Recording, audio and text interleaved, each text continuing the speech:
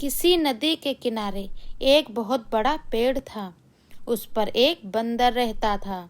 उस पेड़ पर बड़े मीठे फल लगते थे। बंदर उन्हें भरपेट खाता और मौज उड़ाता। वह अकेले ही मजे में दिन गुजार रहा था। एक दिन एक मगर उस नदी में से पेड़ के नीचे आया।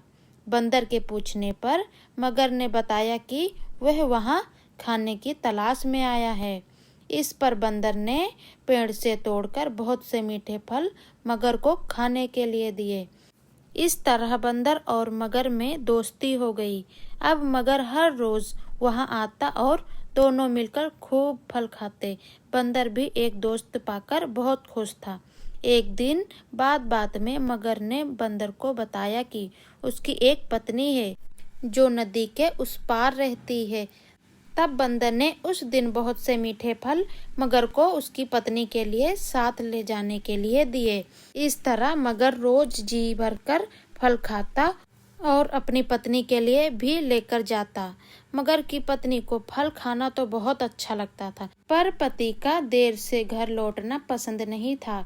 एक दिन मगर की पत्नी ने मगर से कहा कि अगर वह बंदर रोज रोज इतने मीठे फल खाता है तो उसका कलेजा कितना मीठा होगा। मैं उसका कलेजा खाऊंगी। मगर ने उसे बहुत समझाया पर वह नहीं मानी।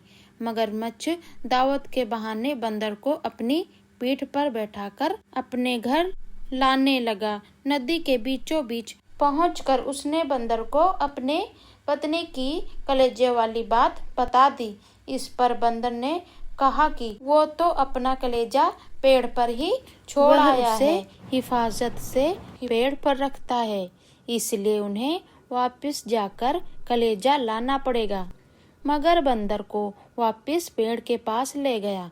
बंदर छलांग मारकर पेड़ पर चढ़ गया और उसने हंसकर कहा कि जाओ मूर्ख राजा, घर जाओ और अपनी पत्नी से कहना कि तुम दुनिया के सबसे बड़े मूर्ख हो। भला कोई भी अपना कलेजा निकाल कर अलग रखता है?